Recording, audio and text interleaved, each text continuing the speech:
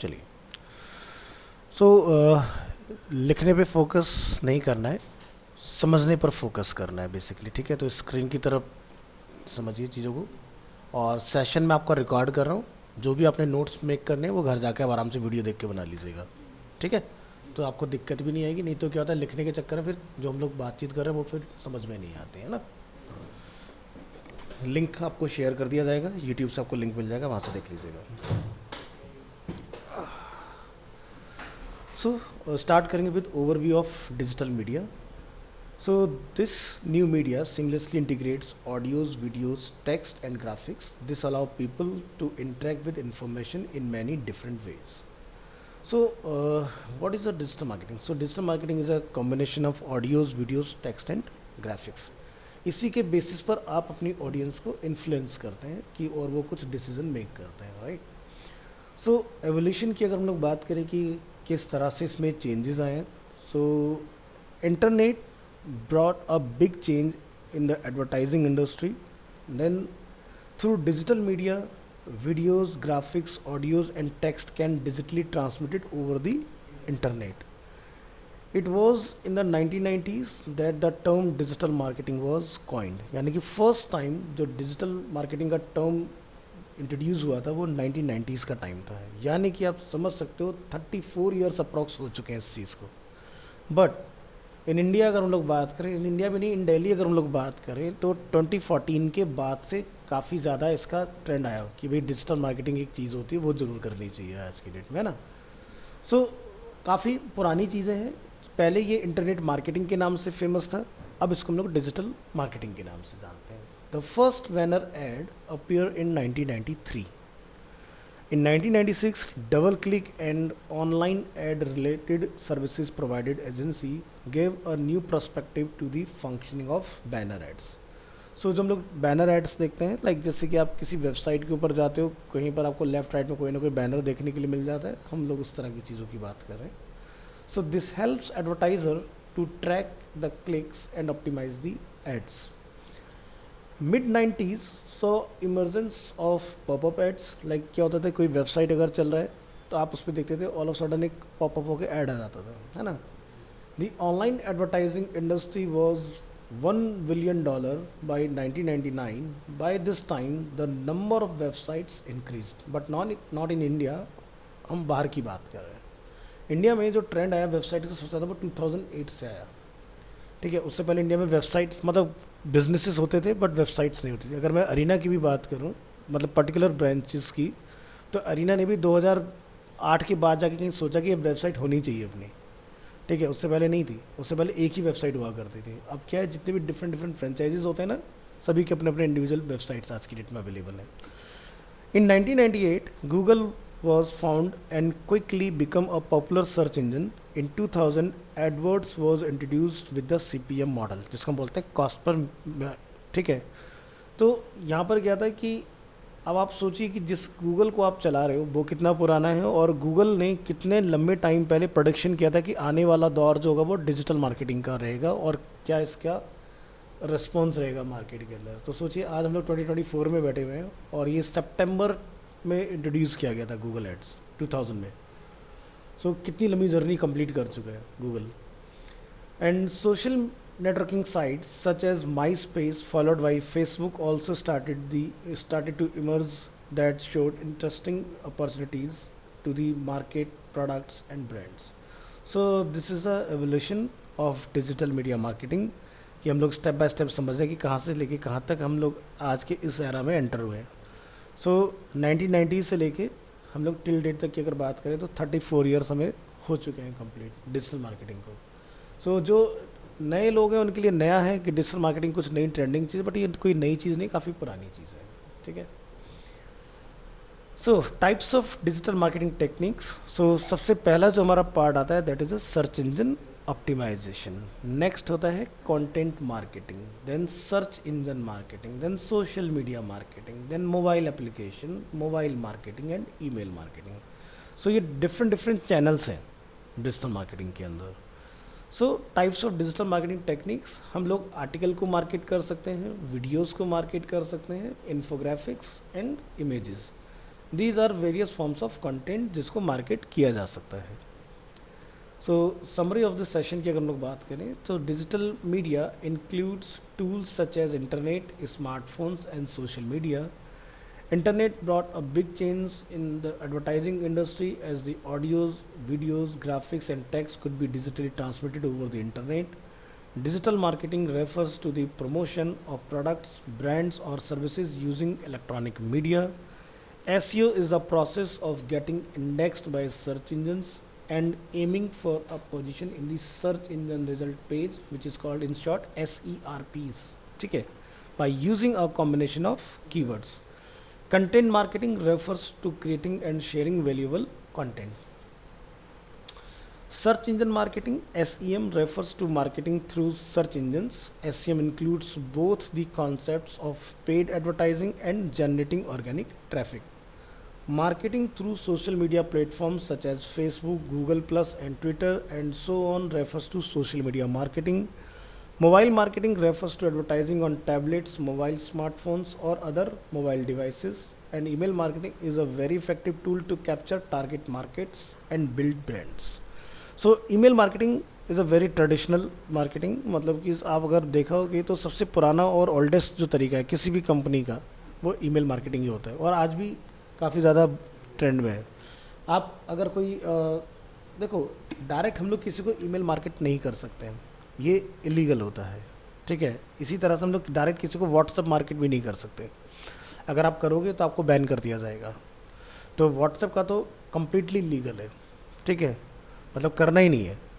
WhatsApp की marketing कैसे की जाती है, इसको हम मॉर्फ बोलते हैं, सैरोगेट बोलते हैं. जैसे कि एग्जांपल के लिए आपने अरीना ज्वाइन किया, ज्वाइन करने के बाद में हमने इन्फॉर्मेशन जो भी एक दूसरे के बीच में एक्सचेंज करने व्हाट्सएप के थ्रू करें तो हम लोग फर्दर आगे की इन्फॉर्मेशन को आपके साथ शेयर कर सकते हैं over the WhatsApp. But direct मैं फर्स्ट एज अ मार्केटियर आपको अप्रोच नहीं कर सकता हूँ. ठीक है, तो उस कंडीशन में एंड यूज़र मेरे अगेंस्ट एक्शन ले सकता है. देखते हो ब्लॉक रिपोर्ट स्पैम आता है तो वो वही चीज़ है. तो अगर आपको 10 लोगों ने स्पैम कर दिया तो आपका नंबर ब्लॉक हो जाएगा. ठीक है, तो बहुत सारी चीज़ों का ध्यान रखना होता है मार्केटिंग के टाइम में. सिमिलरली ईमेल मार्केटिंग भी आप डायरेक्टली नहीं कर सकते हैं. नेक्स्ट एसईओ के कुछ बेसिक्स समझेंगे. SEO basics. SEO stand for search engine optimisation. So how search engines work. Search engines enable user to find information on the world wide web. This is a full form of www. Search engines keeps a track of latest informations published on the internet and prepare an index of the same. This helps the search engine in quickly displaying the results of a search query. So many search engines available हैं market में. अगर हम लोग बात करें तो most popular है Google, जो कि मार्केट का आप मान के चलिए 93% होल्ड रखता है. बाकी के रेस्ट 7% के अंदर आपके डिफरेंट सर्च इंजन्स आते हैं, लाइक जैसे कि याहू, आस्क, बिंग, बाइडू, वाइंडेक्स, बहुत सारे सर्च इंजन्स अवेलेबल हैं. बट गूगल जो है वो आज की डेट में लोगों के बीच में काफ़ी पॉपुलर बन चुका है. उसके पीछे सो मैनी रीजंस अवेलेबल हैं. उन्होंने एंड्रॉयड बनाया, मार्केट में एंड्रॉयड को ऑन करने वाली जो ऑडियंस है वो काफ़ी बड़ी है. 2 ही तरह के ऑपरेटिंग सिस्टम मार्केट में यूज़ हो रहे हैं मोबाइल फ़ोन्स के अंदर. One is iOS, second is Android. So आप मान के चलिए कि एंड्रॉयड का जो यूज़र बेस है वो 7% से ज़्यादा का नहीं है अभी भी. ठीक है, आईफोन का जो है बहुत कम है. एंड्रॉयड, हाँ मैंने गलत बोल दिया, आपका एंड्रॉयड का सबसे ज़्यादा है, आईफोन का सबसे कम है. ठीक है, तो जिसकी वजह से क्या होता है कि गूगल ज़्यादा से ज़्यादा लोगों तक पहुंच पाता है. ठीक है, so how search engine work. Crawling and indexing by search engines. Crawling is the process used by search engines to discover updated content on the web, such as new websites or web pages, changes to existing websites and dead links. So क्या होता है कि जब भी कोई website Google live की जाती है किसी भी पर्सन, तो मान लो जैसे आप हो, आपने कोई वेबसाइट बनाया xyz.com, सो वो क्या होगा, गूगल के थ्रू इसको स्कैन करके अपने पास इंडेक्स कर लिया जाएगा, जो भी उसके अंदर इन्फॉर्मेशन गूगल को मिलेगा. और जब भी कोई यूज़र सर्च करेगा और वो कीवर्ड्स आपके कंटेंट में मैच होंगे तो आपका रिजल्ट एंड यूज़र को दिखा दिया जाएगा, है ना. सो इसको हम लोग क्या बोलते हैं, क्रॉलिंग. क्रॉलिंग मीन्स कि चीज़ों को फिल्टर करना. ठीक है, और जो जो उसके अंदर इंपॉर्टेंट हमें कीवर्ड लगते हैं गूगल के सर्च इंजन को, वो उठा के उसको अपने डेटाबेस में ऐड करता है। देखो ओल्डर और ट्रेडिशनल जो हमारा तरीका होता था और जो मॉडर्न वे है आज की डेट में, दोनों में क्या डिफरेंस आ गया। पहले के टाइम में जब कोई हम लोग सर्च क्वेरी डालते थे तो गूगल को टाइम लगता था रिजल्ट लाने में, बट गूगल ने देखा कि भाई हर सेकंड न जाने कितनी वेबसाइट्स लाइव होती जा रही हैं, तो ऐसे तो मुझे बहुत टाइम लगेगा इन्फॉर्मेशन को फाइंड आउट करने में, तो उसने क्या करा, इंडेक्सिंग का प्रोसेस स्टार्ट किया। ठीक है, और उसे कंट्री स्पेसिफिक गूगल को बना दिया। पहले क्या था, गूगल वर्ल्ड वाइड एक ही चलता था। अब क्या, जैसे इंडिया है तो इंडिया स्पेसिफिक अलग है, यूएस है, हाँ यूएस है तो यूएस का स्पेसिफिक अलग है आपका। सो अब क्या चलता है, लोकेशन वाइज चलता है। ठीक है, ऐसा नहीं कि आपको पूरा दुनिया का एक साथ ही दिखा देगा। ठीक है, तो आप कहाँ से लाइव हो सब दिखाता है नीचे, जब आप गूगल चलाते हो ना तो यहाँ लिखा आता है।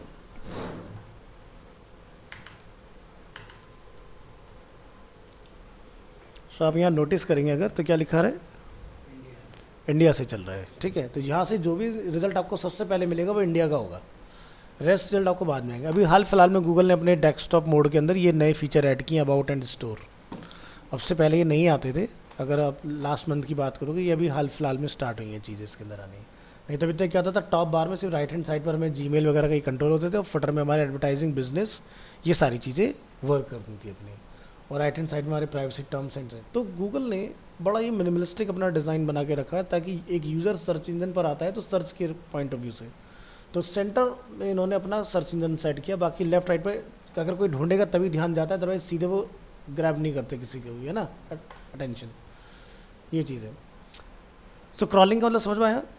ठीक है, तो कोई चीज़ छानना, सिंपल सा फंडा इसका ये है, जो घर में देखते हैं जैसे पहले हम लोग आटा वगैरह छानते थे एक छन्नी के थ्रू, सेम वही चीज़ है। गूगल क्या करता है, इन्फॉर्मेशन को छान के अपने पास स्टोर कर लेता है, इंडेक्स कर लेता है अपने डेटाबेस के अंदर।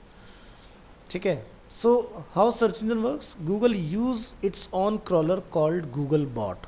सभी के अपने अपने बॉट्स होते हैं। बॉट्स क्या होते हैं, जो आपके रोबोटिक फॉर्म में काम करते हैं, जो एल्गोरिदम्स होते हैं, दैट इज़ अ बॉट। ठीक है, सो गूगल का बॉट होता है गूगल बॉट, एप्पल का एप्पल बॉट होता है, सबके अपने अपने बॉट बने हुए हैं जो ऑटोमेटेड अपना काम चला रहे होते हैं। मैं बीइंग ए साइट ओनर, जैसे गूगल को जो चला रहे हैं वो ये नहीं कि बैठ के एक एक वेबसाइट को स्कैन करेंगे, ऐसे तो उनकी ज़िंदगी ख़राब हो जाएगी करने में। तो उन्होंने एक ऐसा प्रोग्राम लिख दिया जो ऑटोमेटिकली अपना काम कर रहे हैं। एक नया वेबसाइट आया, अपना उसका इन्फॉर्मेशन फैच कर लिया जाएगा। So the Google bot crawls through the web and creates a list of website in the Google index. The Google bot also regularly crawls through the web pages URLs in the Google index and check if there are any updates to the sitemap data of the website. All the links and sublinks related to a particular sites are added to the Google index. Changed link are updated and dead links are removed. For example, आपने एक website बनाया xyz.com, उसके अंदर different different pages हैं। आज आपने उसको बना के लाइव किया, गूगल का बॉट क्या करेगा, आपकी इन्फॉर्मेशन को स्टोर करेगा, वो रीचेक करने आएगा कुछ दिन के बाद में। अगर उसमें कोई भी इन्फॉर्मेशन उसको चेंज मिलेगा तो नई इन्फॉर्मेशन अपडेट कर ली जाएगी और प्रीवियस इन्फॉर्मेशन रिप्लेस कर दी जाएगी।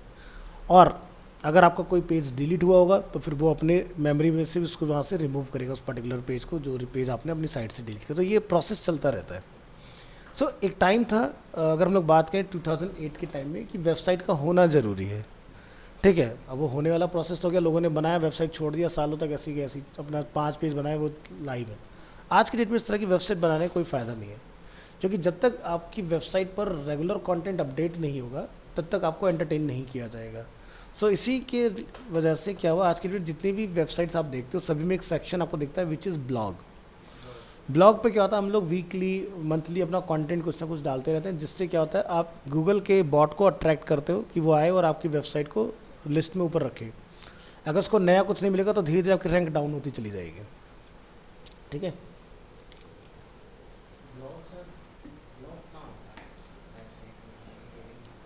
होता है, दिखाता हूँ जैसे अगर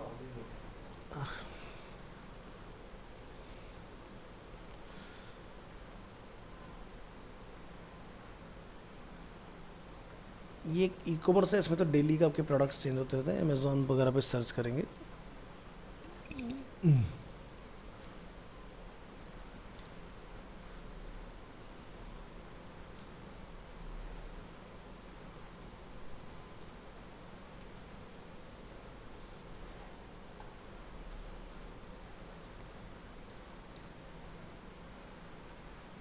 नाम डिफरेंट रख देते हैं। जैसे अगर आप यहाँ देखोगे तो इन्होंने क्या करा, इसके अंदर ब्लॉग का नाम फर्स्ट क्राई पेरेंटिंग रख दिया। अब यहाँ पर क्या होता है, रेगुलर कुछ ना कुछ डेटा आ रहा है ना। जबकि ये क्या है, एक साइट है जो बेसिकली बच्चों के प्रोडक्ट्स में डील करती है ना। बट इन्होंने क्या करा कि भाई जो नए नए पेरेंट्स बन रहे हैं उनको प्रॉपर टेक केयर किस तरह से बच्चे की करनी चाहिए। जो 0 to 6 मंथ की लाइफ में अगर किसी का बच्चा आता है 6 to 2 ईयर्स में, 2 to 4 ईयर, 4 to 6 ईयर, तो हर तरह के उसमें उन्होंने अपना एक कैटेगरी बना दिया। और यहाँ पर पेरेंट्स आके अपने एक्सपीरियंस, डॉक्टर अपने एक्सपीरियंस यहाँ पर शेयर करते हैं। ठीक है, तो यहाँ से क्या हो रहा है कि फर्स्ट क्राई के पास एक अच्छा खासा ट्रैफिक जनरेट रहता है, लोग ज़्यादा से ज़्यादा विजिट कर रहे हैं साइट को। ठीक है, जिस अब देखो यहाँ पर कितने व्यूज़ हैं, 18,882 व्यूज़ यहाँ पर अवेलेबल हैं, 180 लाइक्स यहाँ पर अवेलेबल है। किसी को अच्छा लगेगा कोई आर्टिकल पर्टिकुलर, तो वो यहाँ से फेसबुक और व्हाट्सएप के ऊपर किसी और के साथ शेयर भी कर सकता है। ठीक है, तो इस तरह की चीज़ों को ही हम लोग ब्लॉग्स बोलते हैं, जो कि आपका रेगुलर बेसिस पर अपडेट होते रहते हैं। तो ज़्यादातर वेबसाइट्स, जैसे कि अगर हम लोग एक और एग्जांपल अगर चेक करें तो आप यहाँ देखोगे तो यहाँ भी आपको ब्लॉग का सेक्शन दिखाई दे रहा है। इसमें अलग अलग ब्लॉग्स यहाँ पर अवेलेबल हैं। ओल्डर एंट्रीज पे जाएंगे तो और आपको यहाँ पर देखने के लिए मिल जाएंगे इस तरह से इसके अंदर। तो जनरली साइट्स यूज़ करते हैं ब्लॉग्स को सिर्फ और सिर्फ सर्च इंजन के अंदर अपनी रैंक को मेंटेन करने के लिए। फ्लिपकार्ट का आप अगर देखोगे तो बिल्कुल इंस्टाग्राम की तरह स्टोरीज आती हैं फ्लिपकार्ट के मोबाइल एप्लीकेशन के अंदर। ठीक है, कभी नोटिस करना, आपको दिख जाएगा। सो हाउ सर्च इंजन वर्क्स, तो यहाँ पर डिफरेंट टाइप्स ऑफ क्वेरी होती हैं, जैसे कि transactional queries, informational queries, navigational queries, search for exact phrase, range search, definition search and site search. तो इतनी तरह के डिफरेंट क्वेरी इसके ऊपर कमिट की जाती हैं सर्च इंजन के अंदर। So importance of SEO, search engine optimization SEO is defined as the process of improving the visibility of a website or a web resource for search engines. This is called organic or unpaid optimization or algorithm search results as they are based on search algorithm. So अभी जो हम लोग यहाँ पर देख रहे हैं, this is a Bing, ये Bing का लोगो हम लोग यहाँ देख रहे हैं और हमने यहाँ पर सर्च किया कंप्यूटर एजुकेशन। तो आप यहाँ देखेंगे टॉप में आपको SEM यानी कि AD दिखाई दे रहा है। तो सबसे टॉप की जो टॉप 4 पोजीशंस होती हैं वो होती हैं आपकी सर्च पेड ऐड के लिए, जिसको बोलते हैं सर्च इंजन मार्केटिंग। उसके बाद के जो आपके रिजल्ट होते हैं वो आपके होते हैं SEO रिजल्ट। तो जैसे एग्जांपल के लिए अगर मैं यहाँ लिखता हूँ क्वेरी अरीना एनिमेशन, सो अभी आप यहाँ देखेंगे टॉप में आपको वेबसाइट दिखाई दे रहा है। इस वक्त किसी का भी ऐड नहीं चल रहा है। ठीक है, और इस अरीना एनिमेशन की इसने इतनी सारे नंबर ऑफ पॉसिबिलिटीज़ निकाल दी 0.68 सेकेंड के अंदर, यानी कि 680 मिली सेकेंड्स में इसने इतने रिजल्ट ढूंढ के निकाले। कहाँ से? अपने इंडेक्स में से, कि भाई अरीना का इतनी जगह पर जिक्र हुआ है। इसके बाद ये हमारा सबसे ऊपर आ गया organic result. This is a local SEO, जो कि आपका लोकेशन बेस्ड होता है कि हम लोग कहाँ से हैं। तो अभी आप देख रहे हो हमारा Arena Animation South Extension top में आ रहा है, ए पोजीशन, क्योंकि हम जहाँ से सर्च कर रहे हैं वो अरीना ही है ऑलरेडी। ठीक है, इसके बाद में आपको सीपी दिखाई देगा, देन आपको साकेत वाला दिखाई देगा। इस तरह से आपको अलग अलग पोजीशन दिखते जाएंगे, A B C D E F, इस तरह से चलता है। तो बाय डिफॉल्ट यहाँ पर 3 आपको मिलते हैं। बाकी मोर लोकेशन पर आप क्लिक करोगे प्रॉपर मैप में ले जाएगा, फिर आपको डेटा दिखाया जाएगा। उसके नीचे फिर आपको ऑर्गेनिक रिजल्ट्स यहाँ पर दिखाई देने स्टार्ट होंगे, जिसमें आपको डिफरेंट साइट्स मिलेंगे, डिफरेंट प्लेटफॉर्म्स मिलेंगे जहाँ पर लिस्टिंग होती है, लाइक जैसे जस्ट डायल, शिक्षा.com, इस तरह से लिंक्डइन के ऊपर अवेलेबल है। तो ये साइट्स इस तरह से रहते हैं इसमें। ठीक है, तो अभी अगर यहाँ पर ऐड चल रहा होता तो यहाँ पर आपको ऐड दिखाई देता है इसके अंदर। So types of SEO can be categorised basically on page and off page optimisation. On page और ऑफ पेज में क्या डिफरेंस होता है? सो टाइप्स ऑफ एसईओ में हम लोग डिस्कस करेंगे on page. The summary of some webmaster guidelines by Google search engines are listed as follows. So clear hierarchy, ठीक है, crawling of all assets, static text link, no broken links, title text, effective keyword, site map, browser compatibility and website speed and performance। ये सभी चीज़ें आपकी on page में consider होती हैं। ठीक है। Types of SEO off page में क्या क्या आता है? Off page SEO includes activities outside the website. Major off page optimisation techniques are as follows: link building, social bookmarking, StumbleUpon, Twitter, Reddit, Pinterest, Delicious, Facebook. ये सब क्या है? Off page, यानी कि वेबसाइट से बाहर हम वो एक्टिविटी परफॉर्म करें जिसके थ्रू यूज़र को हम लोग ड्राइव करेंगे अपनी साइट के ऊपर। अब जैसे आप देखते हो, आप सोशल मीडिया चला रहे हो, वहाँ पर कोई न्यूज़ आपको दिखती है, आप वहाँ पर टैप करते हो, वो आपको उस वेबसाइट पर ले आता है। This is a back link, यानी कि मैंने वहाँ से क्लिक किया और वहाँ से मैं आ गया उस पर्टिकुलर साइट पर, तो यानी कि आपने उस पोस्ट के थ्रू ट्रैफिक ड्राइव किया है ना। तो ऑफ पेज ध्यान रखना कभी भी साइट के ऊपर नहीं होता, वेबसाइट से बाहर, ठीक है। ऑन पेज जो होता है वो साइट के ऊपर किया जाता है। So summary: search engine enables user to find information on the World Wide Web. Web search engines collect and maintain real-time data using a specific algorithm. Crawling is a process used by search engine to discover updated content on the web, such as new websites or web pages. Webmasters or developers, after submitting the websites, check the status of crawling and indexing. Users generally interact with search engines to get answers for queries. So सीधी सी बात है कि अगर आप Google को run कर रहे हो, it means कि कोई ना कोई आपका क्वेश्चन है, कोई क्वेरी है जिसके लिए आप वहाँ पर रिजल्ट लेने जा रहे हैं। ऐसा तो नहीं गूगल के ऊपर कुछ एंटरटेनमेंट के लिए कंटेंट अवेलेबल है, या एंटरटेनमेंट का कंटेंट फाइंड करना है कि मुझे कोई वेब सीरीज़ देखना है, डाउनलोड करना है, तो आप वहाँ जाके उसको सर्च करोगे। सो गूगल को कोई अननेसेसरी नहीं चलाता है ना, किसी पर्पज़ से हम लोग वहाँ जा रहे हैं ना। So search engine optimization SEO is defined as the process of improving the visibility of a website or a web resource for search engines. SEO can be categorized basically as on-page and off-page optimization. On-page SEO includes all the settings that can be done on a web page such that it conforms to the guidelines of search engines and also match the search engine algorithm. Off-page SEO includes activities outside the websites. Major off-page optimization techniques are link building and social bookmarking. Social bookmarking, like different आपके पास platforms available है, like YouTube, like Facebook, like Instagram, LinkedIn, Twitter, Quora, उनके ऊपर जाके आप अपने post लगा के आते हैं, ठीक है। तो ये क्या हुआ? Book marking. हाँ हाँ, मान लो कि आपने कोई ब्लॉग लिखा, अब आपने तो ब्लॉग लिख दिया, लेकिन बाकी लोगों को कैसे पता चलेगा? तो हो सकता है आपके फेसबुक के अंदर 600, 1000, 6 लाख में हो सकता है इतने लोगों को आपने ज्वाइन किया हुआ है।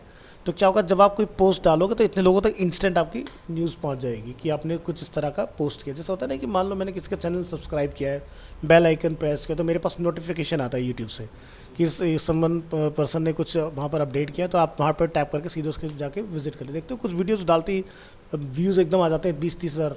क्यों आ रहे हैं? क्योंकि इतना अग्रेसिवली उसके कंटेंट को देखा जा रहा है, लोग उसको पसंद कर रहे हैं, है ना। नेक्स्ट, एसईओ की स्ट्रेटजीज क्या क्या होती हैं? So the SEO consultant must follows various strategies to ensure that that a website is optimized for search engines so that they are indexed and rank well in the search results. So first thing is analyze the websites for which SEO is planned and also analyze competitor website. Like आप हो सकता है कि indoor client के ऊपर कोई website बना रहे हैं किसी एक्स क्लाइंट के लिए, ठीक है, और आपके जो ऑलरेडी कॉम्पिटिटर है मार्केट में, ठीक है, तो आप उनको देखो वो किस तरह की वेबसाइट्स बना रहे हो, किस तरह की क्लाइंट्स में डील कर रहे हो, किस तरह की क्लाइंट्स की सबसे ज़्यादा मार्केट में नीड है। देखो अब इंडोर प्लांट्स की अगर हम लोग बात करें फॉर एग्जांपल, तो कुछ ऐसे होते हैं कि जो बहुत ही लेस वाटर में काम कर जाते हैं, कुछ होते हैं जिनको टेक केयर की ज़्यादा जरूरत है कि भाई हफ्ते भर के अंदर एक बार धूप दिखाना जरूरी है, कुछ ऐसे हैं कि जिनको दिखाने की ज़रूरत ही नहीं है, कुछ एयर प्यूरीफाई करने वाले होते हैं, तो अलग अलग कैटेगरी में आते हैं। तो हमें ये देखना होगा कि लोग किस तरह के इंडोर प्लांट्स को पसंद कर रहे हैं। कुछ होते हैं घर की बैल्कनी में आप लगोगे तभी चल पाएंगे, तो कुछ होते हैं कि जो डायरेक्ट सन का एक्सपोजर नहीं झेल पाएंगे। तो डिपेंड करता है शैडो में चलने वाले कौन से हैं, या फिर बिल्कुल घर के अंदर की जो हमारी वार्म लाइट्स होती हैं, डे लाइट्स होती हैं, जो CFL LED वाली, उनमें कितनी लाइट्स आपकी काम करेंगी, प्लांट्स काम करेंगे। तो कॉम्पिटिटर को भी आपको देखना होगा, ठीक है। ये नहीं कि मैंने एक वेबसाइट बनाया लाइव कर दिया और मैं सोचूंगा कि भाई सब कुछ बढ़िया से काम कर जाएगा, नहीं। तो पहले कॉम्पिटिटर को ज़रूर चेक करो कि वो लोग क्या कर रहे हैं और वो कैसे सर्वाइव कर रहे हैं, तो आपको बेटर आइडियाज़ मिलेंगे, है ना। Analyze and study the webmaster guidelines of these search engines where the websites is to be ranked. So webmaster जो होता है इसको हम बोलते हैं गूगल सर्च कंसोल, ठीक है। तो पहले इसको वेबमास्टर बोला जाता था, लेकिन आफ्टर 2017 इसका नाम गूगल सर्च कंसोल हो गया है। Have user friendly structure and content, यानी कि जब यूज़र एक वेबसाइट के ऊपर आए तो बहुत इजीली वो जो ढूंढना चाह रहा है उसको अवेलेबल हो वहाँ पर, ऐसा ना हो उसको बहुत हसल करना पड़ रहा है चीज़ों को ढूंढने के लिए, मेन्यूज़ में जाना पड़ रहा है। अब एग्जांपल ऐसा सोचो कि भाई अभी जैसे रिसेंटली फ्लिपकार्ट ने अपना सेल अपना कंप्लीट किया सक्सेसफुली। अब मान लो कि मैं यहाँ पर आता हूँ, अब जैसे इंडिपेंडेंस डे का सेल इनका स्टार्ट हो गया है, तो यहाँ पर अगर यूज़र को कुछ लेना हो और जो हॉट डील उनकी चल रही है यहाँ पर, उसके लिए यूज़र को उस पर्टिकुलर मेन्यू में कैटेगरी में जाना पड़ेगा, तो कितना अजीब हो जाएगा नहीं। तो यहाँ पर मुझे बैनर में साफ साफ पता चला है किसके ऊपर क्या डील्स अवेलेबल है, मैं सीधे उसको टैप करूँगा और सीधे मेरा काम हो जाएगा, है ना। So this is a user experience.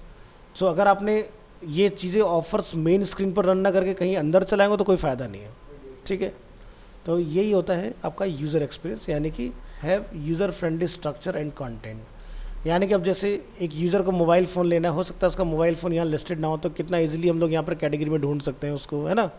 TV वगैरह के लिए अब यहाँ पर ये जो इन्होंने यूएक्स डिज़ाइन किया है, यूआई डिज़ाइन किया है, ये इन्होंने हर तरीके के लोगों के लिए डिज़ाइन किया है, जैसे कि वेल एजुकेटेड भी इसको चला सकता है और नॉन एजुकेटेड भी इसको चला सकता है। क्यों? क्योंकि विजुअल्स अच्छे से अवेलेबल है कि भाई मेरे को होम किचन्स में जाना है तो उसके लिए ग्राफिक्स अलग है, ब्यूटी कॉस्मेटिक प्रोडक्ट के लिए अलग है, फैशन के लिए अलग है, इलेक्ट्रॉनिक्स, टीवी अप्लाइंसेस, ठीक है। तो हर कैटेगरी यहाँ पर विजुअली पहचानी भी जा सकती है और पढ़ के भी चलाया जा सकते हैं उस चीज़ को, यानी कि हम जैसे एजुकेटेड लोग भी चला सकते हैं। अगर हमारे घर में कुछ ऐसे लोग हैं जो इंग्लिश में नहीं समझ सकते लेकिन विजुअल को देख के समझ सकते हैं इजीली, बट वहीं पर अगर आप अमेज़ॉन से कंपेयर करोगे तो ऐसा आपको नहीं मिलेगा देखने के लिए, है ना। उसका नेविगेशन काफ़ी क्लटर दिखाई देता है।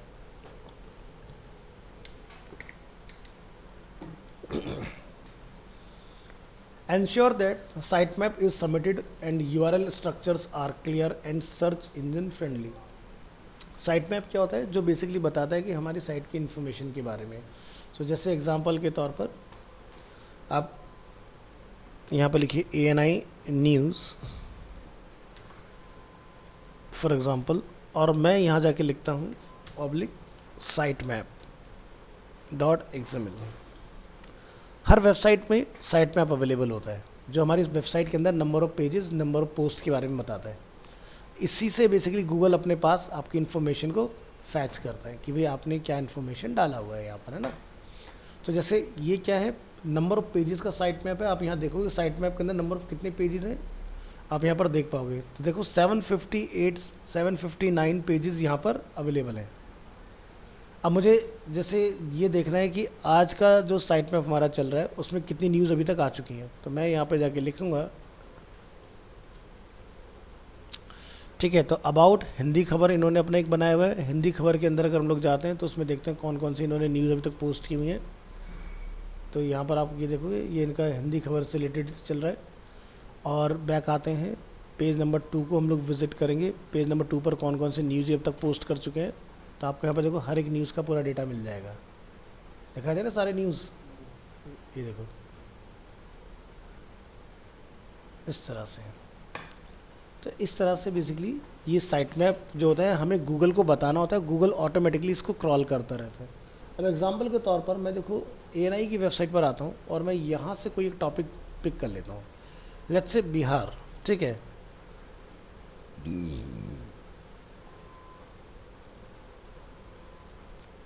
वर्ड ओपन करेंगे,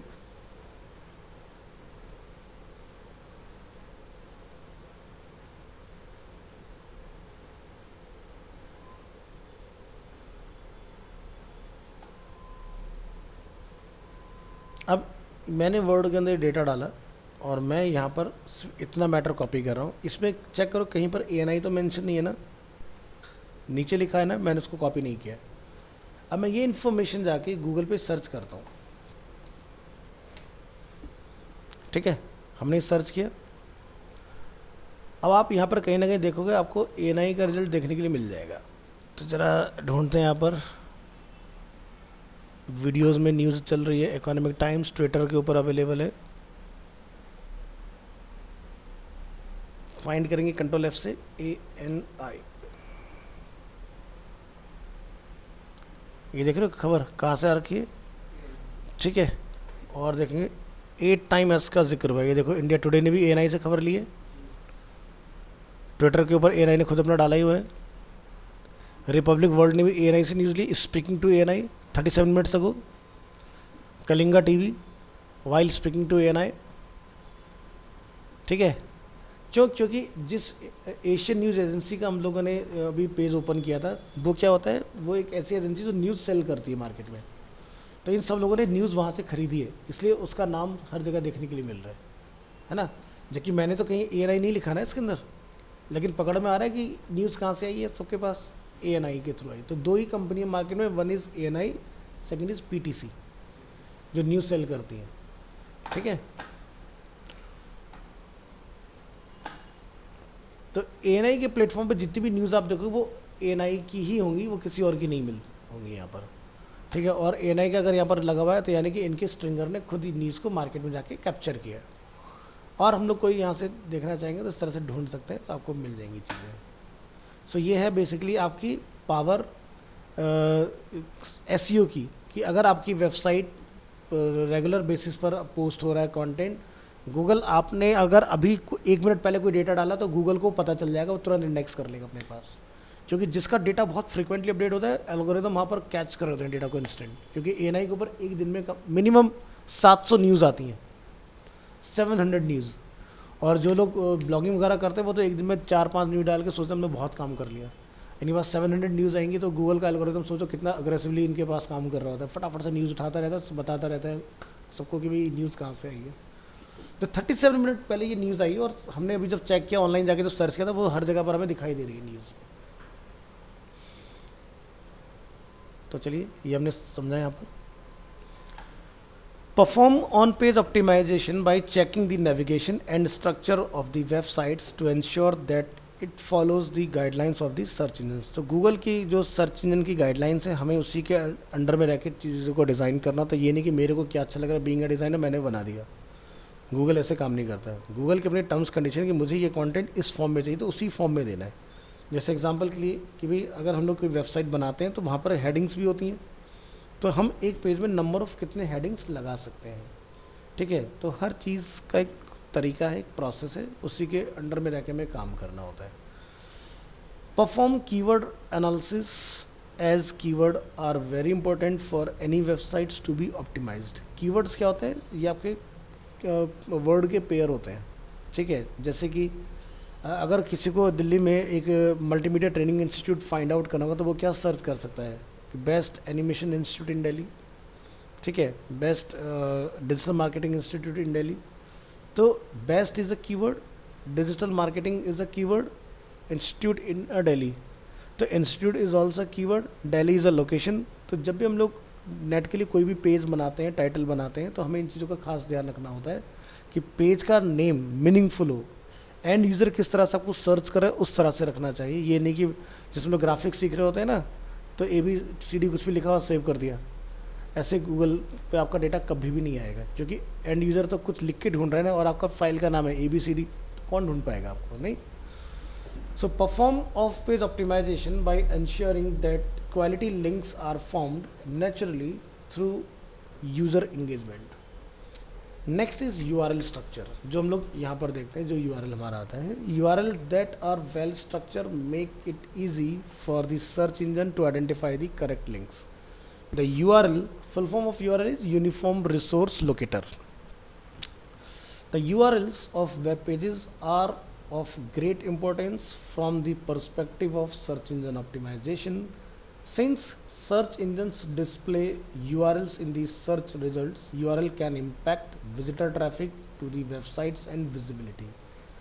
Search engine also use URLs in ranking the website. अब एग्जाम्पल के तौर पर अगर हम लोग यहाँ पर लिखते हैं अरीना एनिमेशन, हमारा फर्स्ट लिंक आता है, तो आप यहाँ देख सकते हैं टाइटल क्या है, Arena Animation best animation courses and animation institute. ठीक है, हम यहाँ पर क्लिक करेंगे और पूरा यहाँ पर लिखा आ जाएगा। क्या लिखा रहा है, इंडिया लिखा रहा है, this is the page title. अब ये जो वेबसाइट है ये हमारी पूरी इंडिया के लिए बनी हुई है, सो इसलिए यहाँ पर क्या लिखा रहा है, best animation courses and animation institute in India, not in Delhi. ठीक है, हम पूरी इंडिया को टारगेट कर रहे हैं इसके अंदर, ठीक है। ब्रांड नेम हमने इसके अंदर मेंशन किया। तो जब भी किसी पेज का हम लोग टाइटल प्लान करते हैं ना, सो हमारे कीवर्ड्स यानी कि हमारी जो ऑफरिंग है, हमारी जो सर्विसेज हैं, हमारा लोकेशन और ब्रांड का नेम, ये तीनों चीज़ें क्लब होनी चाहिए। अभी आपको देख के समझ में आ रहा है तीनों चीज़ें हैं इसके अंदर। हाँ हाँ बिल्कुल, और लास्ट में ब्रांड का नेम भी इसके अंदर अवेलेबल है, अरीना एनिमेशन, है ना। तो जनरली क्या होता है, जब लोग वेबसाइट डिज़ाइनिंग कर रहे होते हैं, वो home, service, about, portfolio, contact, इस तरह के पेज बनाते हैं। ऐसे कोई नहीं ढूंढ पाएगा, होम पेज सभी के पास होता है, तुम्हारे पास क्या नया है ना। तो हमें हमेशा प्लानिंग जो करनी है अपने टाइटल की, यूआरएल की, वो इस तरह से करनी होती है। लेट्स से इसके बाद मैं कैंपस में एंटर करता हूँ और उसके बाद मैं यहाँ से आके कुछ कोर्सेज वगैरह के अंदर एंटर कर लेता हूँ। अब आप यहाँ देखेंगे क्या लिखा रहा है, Arena Animation courses, career oriented courses in animation and VFX. Change हो गया ना पेज का टाइटल। तो जो भी पेज पर हम लोग जाएंगे, पेज का टाइटल चेंज होता रहेगा। फिर आगे बढ़ते हैं कोर्सेज का, जैसे कि हमारे पास एवीजी कोर्स अवेलेबल है, हमने इसको क्लिक किया। अब आप यहाँ देखेंगे पेज का टाइटल अगेन चेंज मिलेगा आपको। क्या लिखा है, learn animation, VFX and gaming, career oriented courses. अब करियर ओरिएंटेड कोर्सेज क्या है, अगेन ये मेरा कीवर्ड का काम कर रहा है ना, कि अगर कोई लिख रहा होगा इंटरनेट पर करियर ओरिएंटेड कोर्सेज, तो अरीना एनिमेशन वहाँ पर आ जाएगा सर्च के अंदर, है ना। इसके अंदर हम लोग आते हैं, फिर हम लोग यहाँ देखते हैं एनिमेशन वीएफएक्स प्राइम। अब आप देखोगे ऊपर क्या लिखा हुआ है, animation VFX prime online animation VFX courses, ठीक है। तो दिखाई दे रहा है। सो हर पेज के साथ कीवर्ड चेंज होगा और ये अपना यूआरएल है, एनिमेशन वीएफएक्स प्राइम। अब कोई अगर गूगल पे सर्च करेगा एनिमेशन वीएफएक्स या कुछ भी लिखेगा, तो वहाँ पर ये पेज दिखेगा, ठीक है, क्योंकि ये यूआरएल है, ये टाइटल है। तो आप देखोगे यूआरएल और टाइटल में दोनों चीज़ें मैच होनी चाहिए आपकी। ऐसा नहीं होना चाहिए कि पेज का नाम अलग है, टाइटल अलग है, मिसमैच हो गया ना, कॉन्ट्राडिक्ट हो गया। कि भाई आप ऐसा समझो कि आप एक तनिष्क ज्वेलर हो फॉर एग्जांपल, आप ऑनलाइन तो किसी और चीज़ का ऐड दिखा रहे हो अपने ज्वेलरी प्रोडक्ट का, और मार्केट में आपने कुछ और ऐड लगा रखा है, तो समझ नहीं आएगा ना, यूज़र को आप कंफ्यूज कर दोगे कि कहना क्या चाह रहे हो। बस कब क्रिएट होता है, जब हमें हर जगह एक ही चीज़ दिखाई दे, तो यूज़र के माइंड में कॉल टू एक्शन क्रिएट होता है। और अगर आप 10 अलग अलग चीज़ें यूज़र को दिखाओगे अलग अलग जगह पर, तो यूज़र आपसे कनेक्ट नहीं कर पाएगा। जैसे एग्जांपल के लिए आप देखते हो, जब कोई सीरियल आना होता है सोनी के ऊपर या कलर्स के ऊपर, आपको फ़ोन पे वही ऐड आ रहा है, टीवी पे वही ऐड आ रहा है, आप बाहर निकलते हो हर जगह पर आपको वही होर्डिंग्स वगैरह दिखाई दे रहे होते हैं। तो आप सोचते हो चलो एक बार देखते हैं क्या क्या है ना। हो सकता है पहला आपने एपिसोड देखा, आपको इंटरेस्ट डेवलप हुआ, तो आपको तो उसके ऊपर देखना स्टार्ट करता है। अब जैसे कि हमारे यहाँ पर डायरेक्टर्स को ये पता है कि भाई इंडिया के अंदर कुछ भी हो जाए, माइथोलॉजिकल सीरियल्स जो है वो कभी फेल नहीं हो सकते। तो आप देखो रामायण कितनी बार बन चुकी, महाभारत कितनी बार बना चुके हैं लोग देखते हैं। फिर छोटे छोटे भगवान के ऊपर उन्होंने बहुत सारे सीरियल्स बना दिए, ठीक है। जैसे कलर्स के ऊपर आप देखोगे इवनिंग के टाइम में किसी न किसी मैथोलॉजिकल कैरेक्टर के ऊपर, या तो पार्वती के ऊपर या महादेव के ऊपर कुछ ना कुछ चलता ही रहता है। उन्हें पता है कि भाई इसके ऊपर टीआरपी अच्छी है ना।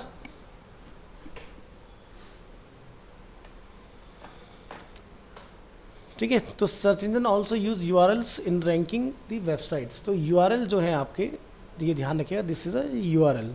तो और यहाँ पर ये आपका टाइटल दोनों जगह पर होने चाहिए, और ये दोनों का कॉम्बिनेशन बहुत बढ़िया से काम करता है, आपका इंटरनेट पर आपको सर्च में टॉप में लेके आता है। नेक्स्ट, यूआरएल स्ट्रक्चर को हम लोग डिटेल में समझेंगे। Some guidelines can be followed which most of the search engines right search friendly URLs of web pages. So focus on constructing URL that are shorter in length. अब जैसे हमने अपना जो पेज का टाइटल रखा है एनिमेशन वीएफएक्स प्राइम, इसको हमने ज़्यादा लंबा नहीं किया, ठीक है। ये तो राउट्स हो गए हमारे। हम इसकी बात करें, पर्टिकुलर जो हमारा ये पेज है, इसका नाम ये है एनिमेशन वीएफएक्स प्राइम, ठीक है। तो यूआरएल जो है वो शॉर्ट होनी चाहिए, बहुत लेंदी नहीं होनी चाहिए, ठीक है।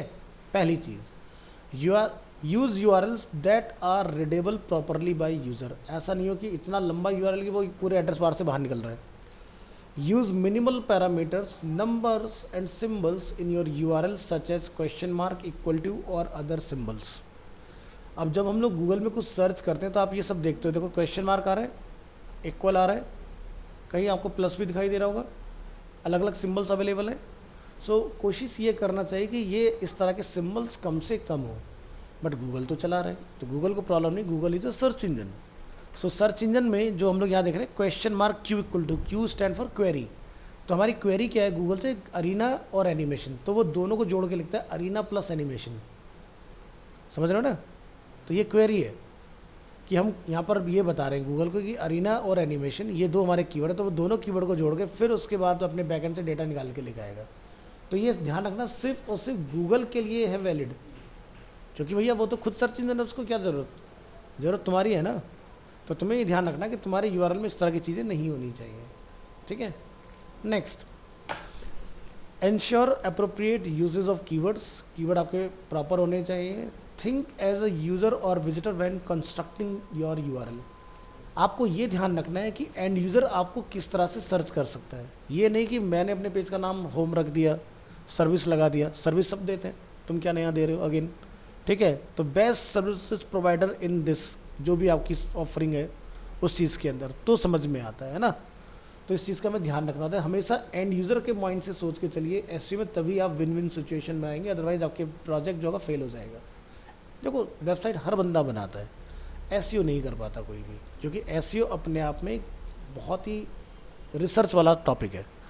जितना आप करोगे उतना आप सीखोगे, और ऐसा कोई नहीं कि एक बार किसने एसईओ समझ लिया, पढ़ लिया और वो प्रो हो जाएगा, नहीं होगा। आप मुझसे कितना भी एसईओ पढ़ लो, आपकी खुद की जब तक इनपुट्स उसके अंदर नहीं होंगे तब तक आप एसईओ में प्रो नहीं हो पाओगे, क्योंकि हर प्रोडक्ट सर्विस ब्रांड के साथ एसईओ चेंज हो जाता है, ठीक है। तो ये रिसर्च जब आप करोगे महीने 2 महीने, तब आपको पता चलेगा अभी बेटर कीवर्ड आपके लिए कौन से, जिसके ऊपर ट्रैफिक ड्राइव करके आप लेके आ सकते हो, ये सारी चीज़ें। यूआरएल स्ट्रक्चर में हम लोग और देखेंगे, some guidelines can be followed which most of search engines right search friendly URLs for web pages. Do not use very complicated URL with many parameters, जो कि मैंने भी आपको बताया question mark equal to plus, इस तरह की चीज़ें। Don't have URL with many sorting parameters, जो हम लोग शॉर्टिंग के लिए यूज़ करते हैं, like colon, semicolon. Remove broken URLs with spaces, आपकी वेबसाइट के नेम में कहीं पर भी स्पेस नहीं होना चाहिए। अगर नेम में कहीं स्पेस हुआ बाय मिस्टेक तो %20 आपको लिखा हुआ दिखाई देगा, ठीक है। रिमूव डेड लिंक और URL that point to no pages और page not found means 404 error. अगर आपकी वेबसाइट में किसी पेज का रोल ख़त्म हो गया तो उसको आप इमीडिएटली अपनी वेबसाइट से हटा दो। जो रोल मतलब कि आपने 4 पेज बनाए, एक पेज का आपको लगता है कि इसकी ज़रूरत नहीं है, तो जब आप उस पेज को हटा रहे हो तो आपने ये भी नोट मेक श्योर करना है कि नेविगेशन जो है हमारा उसमें वो लिंक रह ना जाए, क्योंकि जब वो उसको क्लिक करेगा विजिटर तो पेज मिसिंग होगा, तो क्या आएगा 404 पेज नॉट फाउंड। सो ये हमारी वेबसाइट के लिए बहुत ही नेगेटिव इम्पैक्ट होता है। गूगल को जब ऐसा कुछ मिलता है तो आपकी वेबसाइट को डीलिस्ट कर देता है वो। तो रैंक आपकी मेंटेन रहे, तो इस चीज़ का ध्यान रखना है। कुछ भी ऐड और रिमूव करो तो प्रॉपर लिंक होना चाहिए। Do not over stuff a URL with multiple keywords, ठीक है। पता चला आपने अपने टाइटल में यूआरएल में इतने कीवर्ड्स लगा दिए कि खुद ही कंफ्यूज हो गया गूगल की भाई कहना क्या चाह रहे हो आप उसके अंदर, है ना। एक पेज पर एक सर्विस के बारे में बात करेंगे, 2 चीज़ों के बारे में बात नहीं करेंगे, है ना। नहीं तो क्या होगा, आपको कोई बेनिफिट नहीं आएगा उस चीज़ का। अब मान लो कि एक बच्चा है जो सर्च कर रहा है 2D एनिमेशन, अब एनिमेशन आ गया उसके अंदर अब आपका जो पेज है वो वहाँ से क्लिक करके राउट हो रहा है 3D एनिमेशन के ऊपर, तो गलत हो गया ना। तो ऐसा नहीं होना चाहिए। तो आपको ऐसा नहीं लिखना है कि भाई हमारा जैसे लैंडिंग पेज है तो हम लिख दें जाके best animation service provider in Delhi, और आगे लिख दें हमने graphic designing, web designing, 2D animation, 3D animation, पूरी सब कहानी वहाँ लिख दोगे तो अगेन कंफ्यूज। ऐसा नहीं करना है। अगर हम लोग लैंडिंग पेज की बात करें तो best animation service provider in Delhi NCR, इस तरह से लिखो, that's it, more than enough. जब यूज़र वहाँ पहुँचेगा तो कोर्सेज का एक लिंक बनाओ, लिंक के ऊपर जब बुक क्लिक करो तो पर्टिकुलर पेज के फिर टाइटलिंग अलग से करो, ठीक है, उस तरह से जैसे मैंने भी आपको दिखाया।